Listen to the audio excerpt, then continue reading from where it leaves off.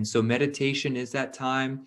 The more we can expand the time we spend in meditation, the more we will see that silent hand of God supporting our rising, awakening our consciousness, and making its presence known. And intuition and meditation are key tools to see God everywhere, to develop our cosmic consciousness. But what do we do the rest of our day? There is a lot of hours that we are not actively meditating. So the question is, do we have something? Can we do something to bring God consciousness, to bring the presence of God consciously and actively during our days? So the good news is that, yes, there are things that we can do, and through our will, through our presence, and do it consciously. So I want to share some of them, and starting with what Yogananda called the social way to develop cosmic consciousness. And we are pretty good praying to God for good health, for success, for good things that He can bring us and give us. And this is a great way to start that relationship with God, to open our heart, open our life to His guidance and His presence. And this is great, but we can go further, especially if we want to develop cosmic consciousness, to develop and seeing God everywhere. And this is the way to do it is to expand our actions and our prayers and include others into this. So praying for others, wishing good to others, wishing success to other people, and eventually to expand our sympathy until we can see even ourselves in others. So this is a great way to expand from our little definitions or for our little ego to a much broader reality. And this is one great way to expand our little consciousness into a more open and cosmic consciousness.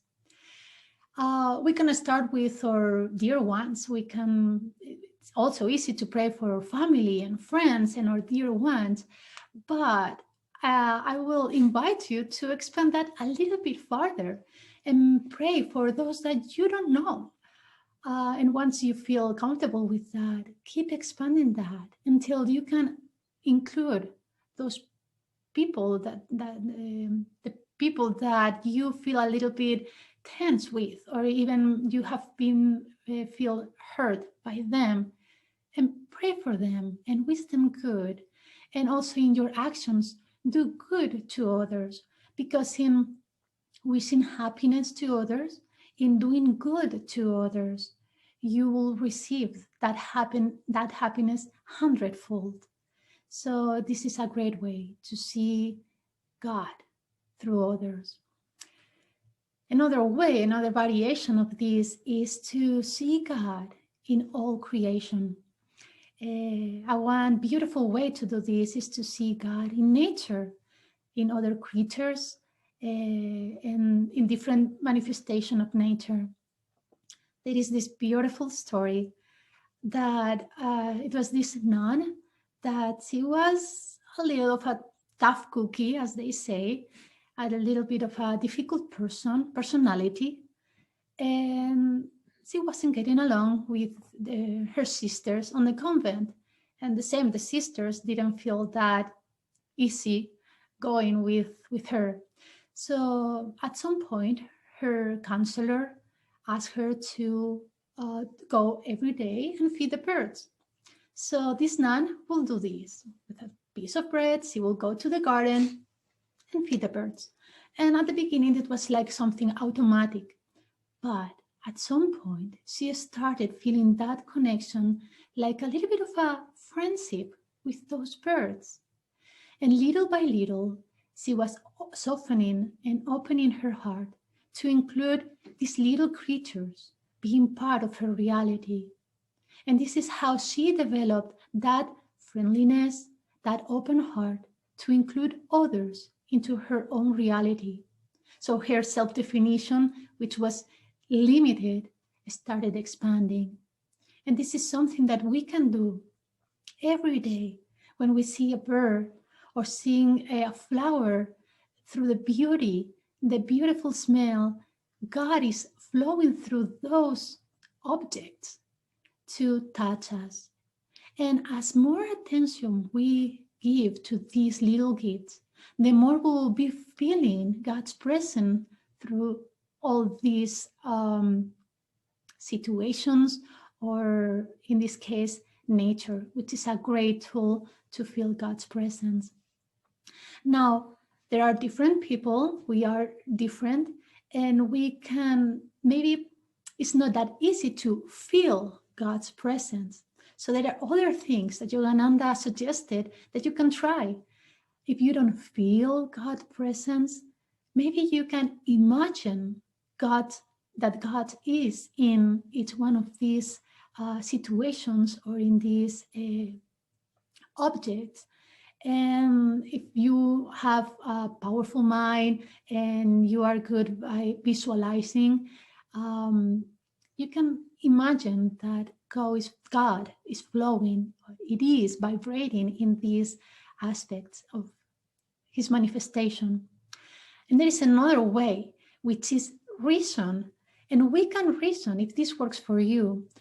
If God becomes creation, God is vibrating in the atoms, and that is creating matter, liquids, gas, even the thoughts. So if it works for you, you can reason that God is that cosmic energy vibrating in manifestation. So whatever you see, whatever you feel, whatever thought comes across your mind, or even other people's mind, that's God in manifestation. So the last way that I want to share this morning with you is try to feel that God is flowing through you in every action, in every thought, and in every feeling. So every morning when you sit for your meditation, invite God to that practice and try to feel, imagine, or reason that God is meditating through you. When you are breathing, it is God breathing through you. And also when you start your day and you start walking, try to feel that it's God walking through your steps. That energy, that power that is giving you life, it's God himself. Also, when you are in your feelings, when you feel sad, it is God which is feeling that sadness through you. And when you feel joy, it's God's joy flowing through you. So try to relate with that more and more. That is not you who is, it's not me who I am feeling this or that way, but it's God feeling through this body. And this is a way that we begin to remember a forgotten omnipresence. This is a way that we can expand our consciousness into cosmic consciousness, so we can see God in everything, in everyone, and everywhere. Thank you so much.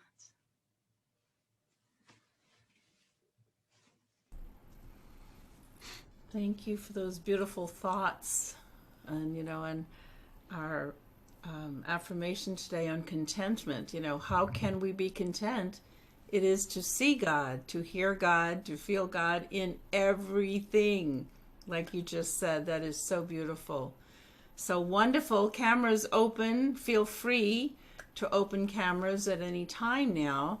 And before we open this up, we'll open it up for questions, comments, or maybe a special moment when you truly felt God. But before I do that, I'd like to introduce, since she has shown herself, Hi Nayaswami Sahaja, another great soul there in Ananda Village. And we connected with her this past week. Mayatri and I did. she is now in charge of all the meditation groups and centers around the United States, at least. And she's in charge of us and helps us and inspires us. And we're going to kind of meld, if you will, together our energy of Ananda here in Texas, because we have been doing this for over 27 years now, and we have some experiences that we can perhaps share with the newer groups. Do you want to say anything, Sahaja, before we open this up? I want to say that I had a beautiful meeting with Maitri and with Supriya the other day, and they're actually going to be helping me with their vast experience, sharing that with other meditation group leaders and other meditation centers. So thank you, and I look forward to working together. Okay, let's open this up to the floor, or shall I say to the little boxes on our screen. We've been doing this. We know how to do it. Anybody have any questions, comments? I have, can you hear me? Yes. Yes. So it was really nice that this is my favorite subject, seeing everything as source and, doing that practice even as I go to work, I do my best to look at cars and think that's from source. Or billboards, it's just like you enter a different set of attention, keeping your eye on God puts you in a higher state so that can become more of where we do come from. My wife and I were sitting out on our patio this morning. It was the sweetest thing. We've been shut down for a week here because of the snow and ice, but still we always sit out on our patio and we put out blueberries and we put out a little bit of nuts. And today a little squirrel came up and its tail was so close to my wife that it almost brushed it, and we're just sitting there, we're just so in love with, and we were thinking, this is God coming through this little creature to us, it was just something beautiful, the trust it showed. And so that's just my little experience for today. But I connected it to that, this little creature is as much God as anything. Thank you, Eric. Thank you. And let me toss in, it's been put in the chat box, Eric and his wife, Shakti, who been on this path for about 27 years as well with us here in Texas. They will be picking up, not tomorrow, Monday, but the following Monday, food or items for the Austin Street Shelter and the Texas Food Bank. You just need to contact them. All the information is on our website, or certainly contact me or Maitri, and they pick it up from your home if you would like, and then they deliver it. So that's a beautiful seva that they do for our Sangha as well. Thank you, Eric. I just want to say hello to a few people that are familiar. A little story with Bev. Hi, Bev. That Beverly, Bev. Hi, good to see you. Good to see you too. It's been so long. And to meet you, Arati. The same, Bev. So Bev was, I think, the receptionist at the meditation retreat when I first moved up there for the college. So some 10 Among years, other things. Among other things, as it usually is at the meditation retreat, all hands on deck. But it's just so fun to see you again, and your profile picture being your old home up there. So that's fun. I know. A lot of my heart is still up there. Yeah. But my Dharma is here. So are you in Texas? No, I'm in Santa Cruz. Oh, wow. Nice, Supriya. Bringing people together. That's great. Yeah. Thank God for Zoom during this time. Absolutely. So, and we lost our center for financial reasons. The Scotts Valley. So we're still able to connect. Yeah. It keeps it alive.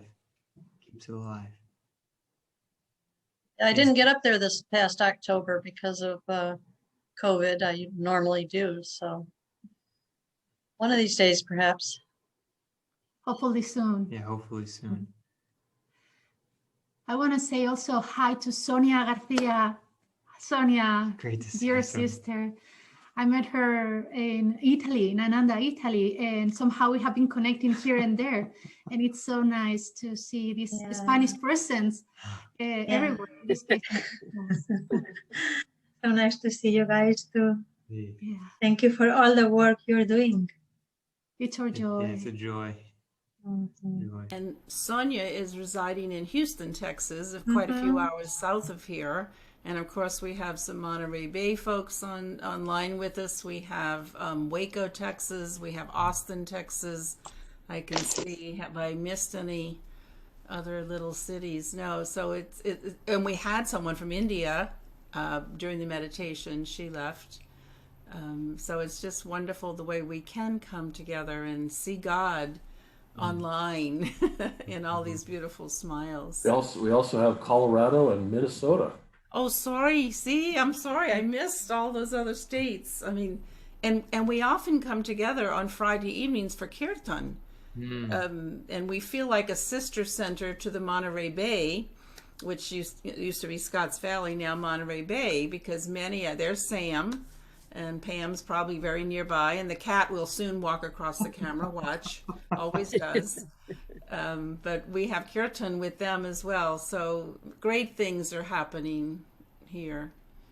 So who else would like to either open camera or speak to our guest?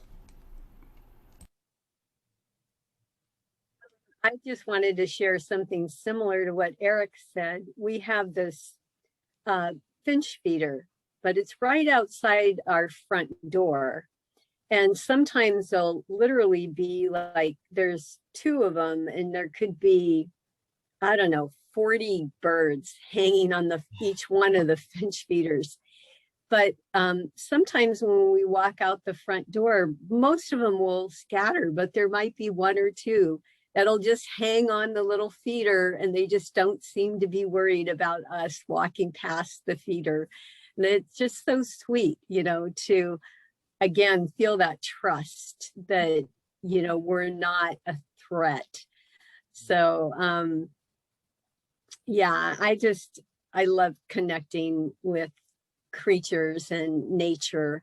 It's really, really uplifting for my soul, and something I try and, that's one thing during COVID, at least around here, there's some places that you can get to where there's not a lot of people, and you can see God in his manifestation in nature.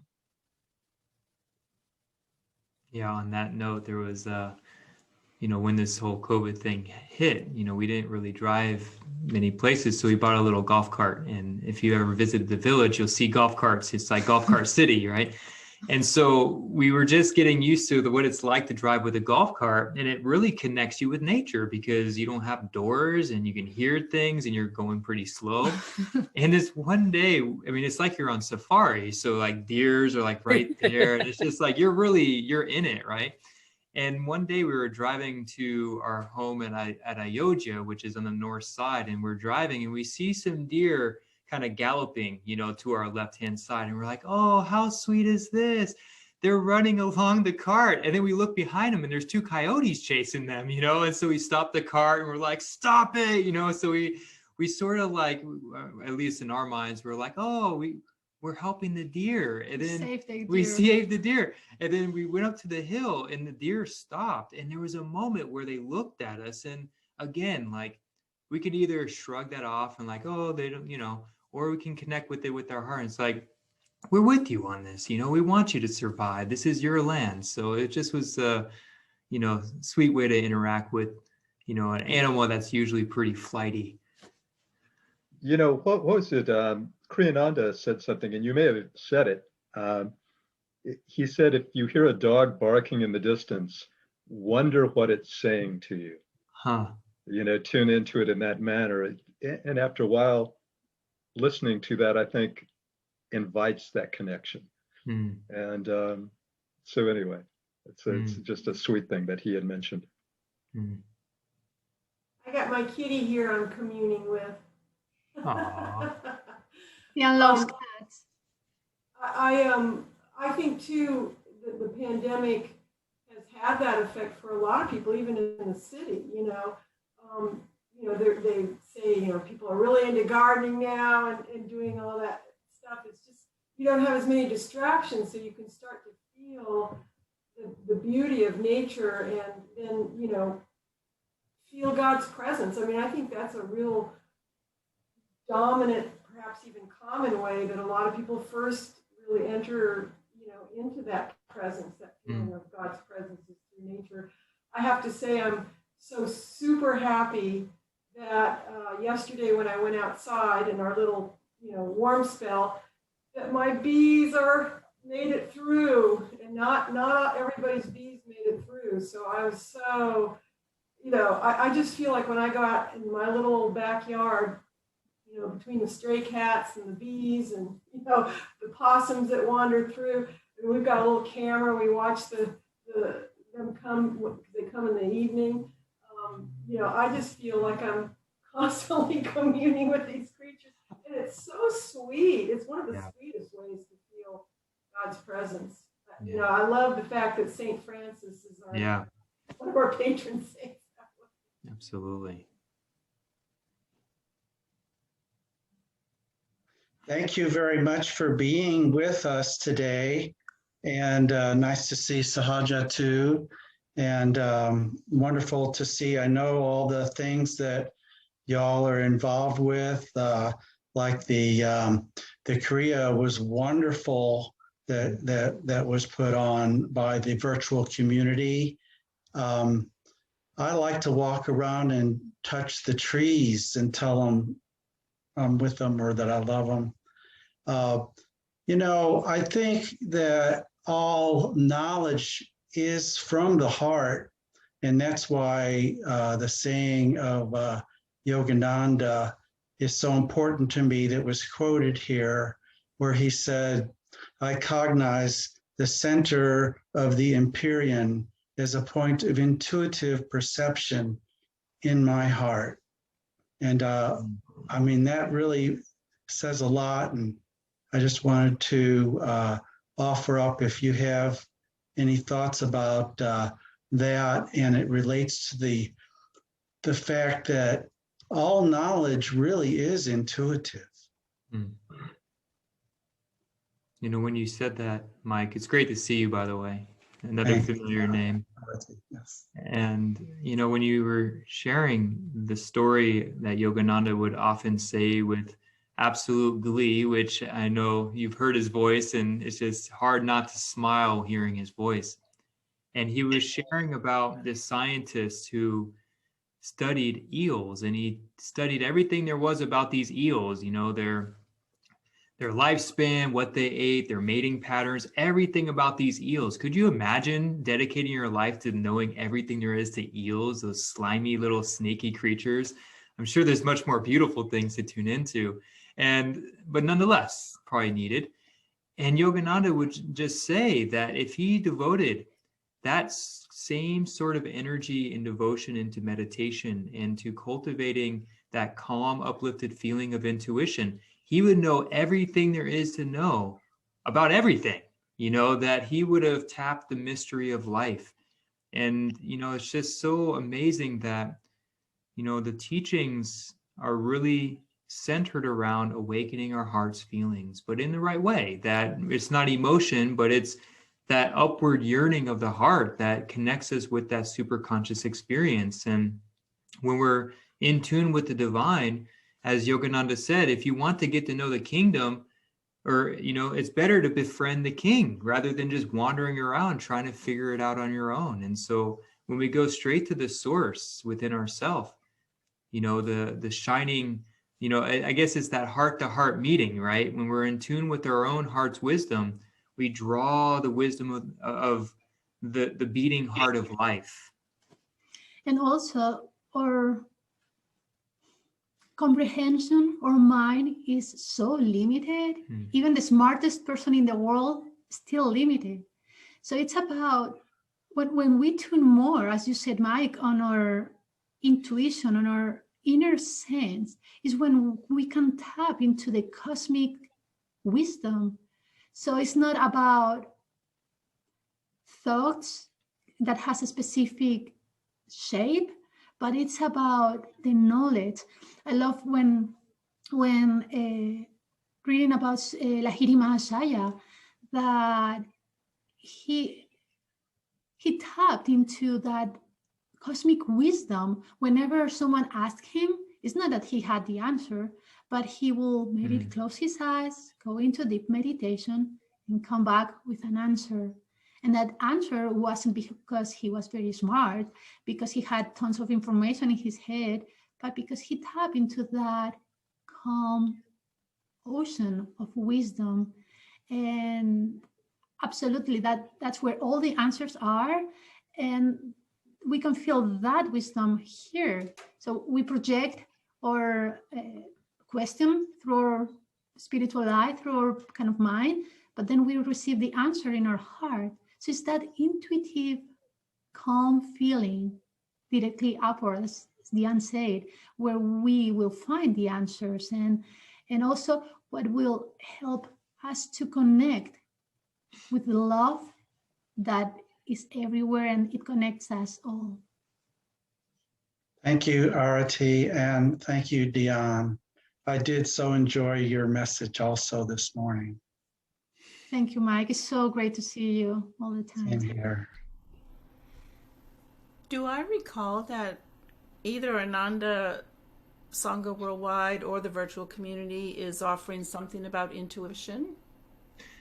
Yes, actually, we just had our second class yesterday on Awaken Your Intuition. It's a 6-week course. Oh. So if you're interested, go ahead and email me at Dhyan@Ananda, and I'm happy to provide you with the link and maybe even a discount. Yes. So definitely email me if you're interested. And it's loosely based on Swami's book, Intuition for Starters, but it has been expanded in other materials. So every Saturday we have a program from 4 to 5. So you're more than welcome to join that. I got to say, it's like Yogananda said, that intuition is probably the most difficult thing to actually define. And to give a program on intuition, my God, Master is definitely inviting me to tap into intuition, because there's not much, concrete things you can provide. I mean, it's really about our own unique journey within and awakening and developing that inner sense for ourselves. And then that's where the clarity will come from. But nonetheless, it's been really fun, and there are some guidelines we can follow. I think that's one of the beautiful things about the courses that are being given now, even like what you're doing right now. So many of our faces online, we have the chance to not only hear what people say to us, but we can share those little experiences. And I can say that I've been concentrating on the difference between, there's a man I know, I read something recently, and he said the small self thinks, the larger self knows. And he says, tap into those things that that you've known in the past, if somebody truly loves you, or you felt this or that, and just get used to know what it's like to know. And I think that's what we do when we meditate. It's not about thinking. It's truly about knowing. And people go, how can you trust that? It's just of the heart. It's just of this little whatever. But no matter what, if you live your life based on that, there's something beautiful there to explore.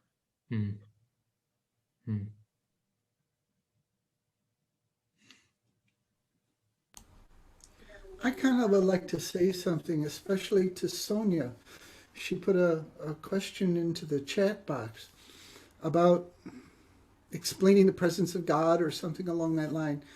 As some of you know, I spent my entire career in the technical world. The last 15 years or 14 years of my experience were working as a technical advisor, electronics engineer in the physics department of the Naval Postgraduate School. So you can imagine where I was in respect to thinking about things like God. I had one of the professors I worked with, we were in conversation about God. And he says, how do you know God? And as a little side note, it was about the same time that it was the 400th year anniversary of Galileo developing the telescope. And I looked at him and I said, God is the Galilean observable distance. How far can you see?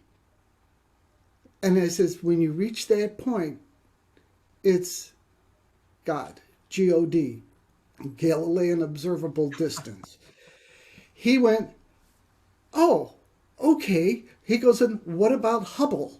And I says, Hubble will take you out further. If at that point, if you have a question about anything, what is beyond that point? It's God. And I actually took a physicist, PhD, professor, and absolutely convinced him that God is everywhere.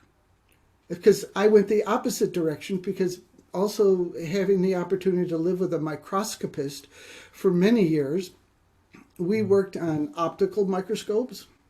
We worked on electron microscopes. We were starting to get into other beam microscopes that take you to the finite point. And the same thing applied to this scientist. I said, the smaller you get, the closer you get in. That's a Galilean observable distance. It's a finite number. And if you had to have a line, it was God. Everything beyond what you know, everything beyond what you see, feel, experience is God, which means every atom, every galaxy, every universe, everything is God. So, Sonia, I hope that helps you explain to a friend what God is everything. Thank you, Sam. Thank you so much. Oh, that's beautiful. I have to digest your words. Yeah, we're all going to digest that. And I want to say God is in this pencil too. Brilliant, Sam. Thank you. As well. But sorry, Eric, do you want to say something? I wanted to get to. Oh, I was just so struck by that. I thought that was such a brilliant explanation and so true to the reality of our experience, that when we allow, to carry out that conversation intuition, and we allow our intuition to search beyond our rational mind, that's that presence of that higher knowing. And to describe that so clearly in terms of visual experience, as you did, Sam, that to those people and have them accept it, it's such a serendipitous story. So I'm thankful. It makes me smile. Yeah. Dhyan, let me just restate Sonia's question, and maybe Dhyan and Arati might want to have something to say about it as well, but this is beautiful. She just says, when I talk with friends, God's presence, some of them say, and we know this is true, that the brain can create a lot of things. I think we agree with that one. And then the question, how to be able to communicate that there is another dimension when you can trust your own experience. In other words, to people not on this path. Do you have anything you want to add to what's been said? Yeah, maybe it was a thought. Yogananda actually said that there are different ways to relate with God. One is through feeling, for those that feel his presence. If not, you can imagine there's people that through imagination can create. And there is people that they can reach God through reasoning. So what it works for some people, it doesn't work for others. And this is such a personal relationship that what it may work for us, it won't work for other people. I actually had a very big, not just argument, but distance from it was a close friend, but we related with God in such a different way that our communication ended there, and also our friendship. But I want to share something, a personal experience I had many years ago. I was trained as an engineer. My mind is very logic somehow. So I always wanted to understand why things. So why a plane can't fly on the air when it's so heavy. So in my studies, when we went through in chemistry, through the periodic table, yeah, elements. We would be studying each one of the elements. And somehow it hit me so hard how perfectly aligned they are. In the first row, there is these elements that have only one electron and only one level. In the second line, it was those elements that had two levels, but also like specific electrons depending the row. And each one of the elements was perfectly in a position where like an intelligence must be created those elements. It's not out of the blue that the hydrogen, oxygen, iron have their properties. So there is that, where that intelligence come from? Man didn't create that. So it hit me so hard. I think it was the first time that I understood God reasoning. There is something beyond what we can see. And that divine intelligence that is behind what we see must be divine. Yeah, and some thoughts that come to mind is that, we can't think our way to God. And so what comes to mind with this question, Sonia, is that there's many different categories of people, but I've had those interactions with seemingly strangers that were at a certain level that I could just say something about tuning into that divine presence and they got it. So I didn't need to go any further. We can connect on that level and the channels were open to relate heart to heart. But then you have those who are not on that level. They don't believe. They may be atheists. They may really question whether there is this cosmic intelligence and what the purpose of life is. And those people, it's interesting, like Swami shares that story in his life that an atheist came up to him and said, your concept of God, I can't relate to. I mean, what would you say to an atheist then? And Swami's response was like, look at God or think of God as your own highest potential as you can see for yourself right here in this moment. And so we often, we just need to look forward to that most immediate step. And as we take that step, we slowly generate a new momentum in our lives that open the heart, it opens our mind, it expands our consciousness so that we can experience ourselves and life on an ever deeper level. And then when we experience that for ourselves, when we sense this vibration or this presence that is beyond the mind, beyond the intellect, then we understand. We just understand there is something there and there's wisdom in that presence that begins to reshape our outlook. And so when talking with somebody that wants proof, I would invite them, well, if you want proof, do you want to learn to meditate? Because you don't need to believe in anything other than watching the breath. Arrive to that stillness. Practice these techniques, which are scientific, and go in the direction where true understanding lies. And if they are really earnest and they really want to know, then maybe there's willingness there to actually put energy out and to try and experiment with these things. And so working with students online, it's always about how do we present that invitation to take that next step. Don't give them the whole enchilada, but just to give them a little bite, and whet their appetite so that they can continue to move on their own unique journey. Because again, as Yogananda said, each soul is endowed with individuality. So how you experience God, how you relate to God will be unique to yourself. And so if we just come from that center and expect others to see it the same way, we may align, but we may be in totally different ballparks. But that universal process is there for each one of us to go to utilize and to walk with. And so I would invite them to actually put it into practice and to learn to meditate, even simple breathing exercises, just to feel what that stillness is like for them. Well, I love it. So for somebody who eats Tex-Mex for the first time, maybe they can't eat the whole enchilada like you said, because they'll get indigestion. I miss Mexican food. Well, maybe you can come visit us when we're in person. But that bite, you know, like you say, for meditation, it might not even be called meditation for some. Maybe they can't even handle that. But then maybe they can handle centering or finding your own balance. You know, there's so many words. Or when we're teaching, we used to be teaching out in the public. Sometimes we couldn't use the word meditation, but we could use the word find your sanity, or, you know, anything.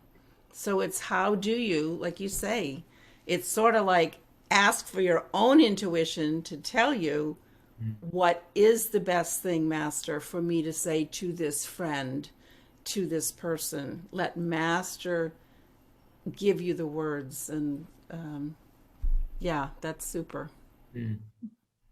Just changing a little bit topic from also in the chat box. This is from Mallory. I know she doesn't mind me saying that, so I'll say it is that she thinks, and true, that the time, meaning the time of the day that we meditate, is important. She says the evening is the hardest time for me to meditate unless it's a group meditation. Now, I know she comes online a lot for group meditations in the evening for support, and it supports us too, so that's great. But she says, recently I've been meditating at 2:30 or 3 a.m., and I love the silence then. Comments? My comment is, I can't do that. I've tried it. I don't meditate well in the middle of the night, but I do go back to sleep quite easily anyway, so I'm blessed with that. Yeah, it's kind of off topic what I wrote in there, and the conversation's going on beyond that, but I just wanted to share it, I guess. I'm excited about it. I haven't meditated. From a technical perspective, they do say that there are those times of the day that are transitional, dawn and noon and evening, where, just like we experience in our interactions with others, we allow that kind of interface to happen where there's something indefined, something that's between two realities, there's more energy. And so they often talk about this in the yoga text, that those are the best times to actually access your own energy, because there's atmospheric, there's, you know, universal, there's transcendent energy that's moving in those particular hours. So Mark, we might be able to find that deeper at night, where psychic energy is quiet in society and things are more open, more readily and other things. Yeah, thanks, Eric. Jyoti, did you want to say something? We kind of saw a little action in the background from you. Yes, first of all, I want to thank Dhyan and Arati. That was a beautiful talk and wonderful stories in there too. So thank you for that. I wanted to add something about God. You know, how do we explain what is God? I think in the Bhagavad Gita, or one of the scriptures, the Hindu scriptures, it says God is smaller than this, can become smaller than the smallest and larger than the largest. And he can pervade smaller than the smallest, larger than the largest, and everything in between. So everything is God. You know, it's Jyoti, thank you. Just the image and the reminder that the human body is in between the smallest of the smallest atom and the largest of the largest universe. Isn't that amazing, just to even think that we're somehow at the middle point? I mean, it just shows how finite things can get and how incredibly large things can get.